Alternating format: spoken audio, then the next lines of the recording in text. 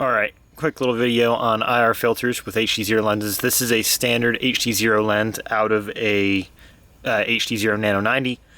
These are filtered at the lens themselves. If you see, there's that little rainbowish coat in there. That is your IR filter. These will either be, some are glued, some are just kind of pressure fit in there.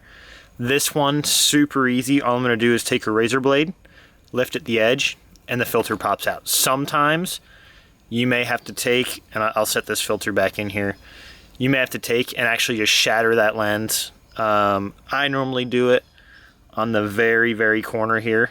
I'll take and I'll pop and it'll shatter.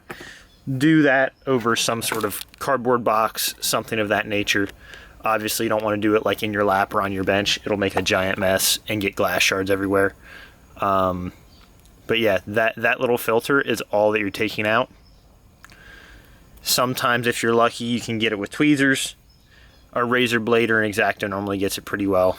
But that little filter there, once you do pull this out, you will have a pinkish hue to all of your video for a while, or for forever with that lens. Of note, this focus ring here around the outside of the camera, this is what sets the focus of your camera. So if it spins, you'll have to refocus. This concept's pretty self-explanatory. It's basically like a double nut on a bolt. So you thread it back into the camera, look in your goggles. If it's blurry, turn the camera out, tighten this focus ring, or if it doesn't change, move the focus ring in, whichever way you need to go, but refocus your camera. Again, you'll have a pink hue. It's easy enough to change out the lens. If you want to go back to an IR filter, you can buy extra lenses. They're super cheap. They're $5 or $6 a piece probably.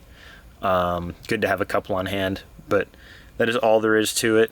So again, as you can see, IR filter right there, that little shiny coating. Without the IR filter, you've got no shiny coating in there, just a glossy lens itself. When you do this, try and not scratch the center lens in there. Try and keep it around the outside if you do have to shatter the lens out. You just don't want to scratch that, is all there is to it. You can use tweezers, you can use a razor blade, an X-Acto, anything get in there, pick it up or shatter it, either way. So